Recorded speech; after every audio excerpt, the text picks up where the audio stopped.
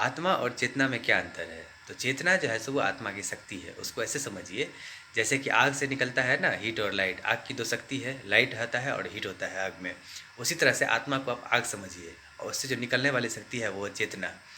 अगर आत्मा आत्मा की 2 शक्तियाँ हैं, एक तो चैतन्य है वो, दूसरा वो आनंद स्वरूप है।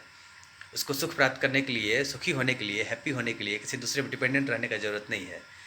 आत्मा को सच्चिदानंद कहा गया है। सत, चित और आनंद। आत्मा सत्य स्वरूप है। आत्मा से परे और कोई सत्य नहीं है। आत्मा चैतन्य है, चैतन्य स्वरूप है, बिल्कुल एकदम कॉन्शियस है और वो आनंद स्वरूप है। सुख प्राप्त करने के लिए, आनंद के लिए वो किसी दूसरे पर डिपेंडेंट रहता है। वो अपने आप में तृप्त है।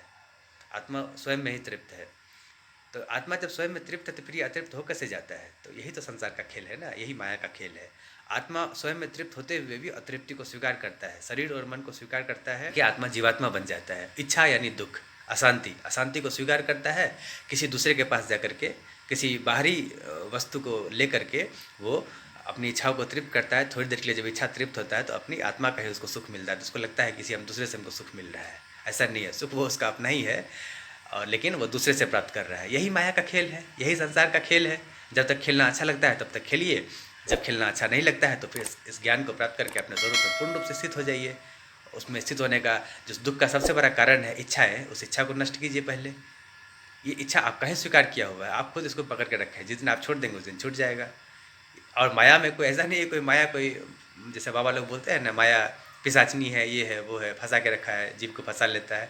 आप खुद फंसे हुए, आप फंसना चाहते हैं इसलिए आप फंसे हुए, आपको कोई फंसा नहीं सकता है। तो जीवात्मा जो है सो अपने स्वरूप को भूल गया है। आत्मा जीवात्मा कैसे बन जाता है? शरीर और मन को स्वीकार करके आत्मा जीवात्मा बन जाता है। वो दुख को स्वीकार करता है और दुख वो संसार में, दुख को दूर करने का उपाय वो संसार में खोजता है। किसी दूसरे से अपने मतलब इच्छा का पूर्ति करके थोड़ी देर के लिए अपने सुख स्वरूप में स्थित होता है, लेकिन उसको उसका पूर्ण ज्ञान न होने के कारण फिर उसमें फंस जाता है। उसको लगता है कि दूसरे से हमको सुख मिल रहा है, सुख स्वरूप जबकि वो खुद है।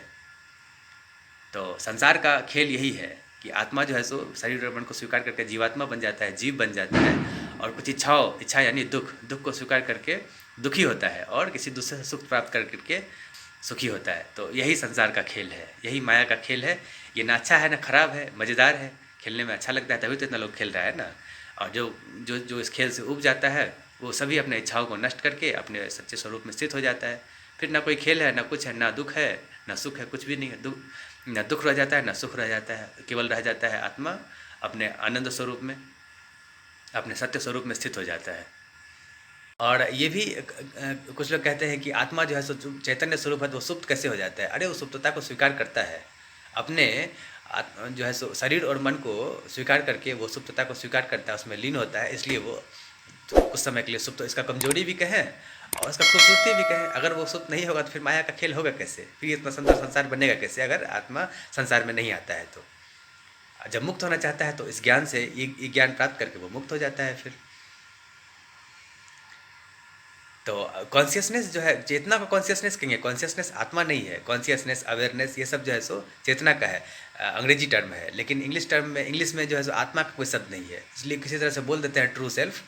हाँ ठीक है, ट्रू सेल्फ कह सकते हैं, लेकिन जो अप्रोप्रिएट वर्ड है एक भी नहीं है आत्मा के लिए। कॉन्शियसनेस के लिए ठीक है, अवेयरनेस ठीक है, उसको चेतना कहेंगे, चेतना को कॉन्शियसनेस अवेयरनेस कहेंगे, लेकिन आत्मा के लिए कोई टर्म नहीं है।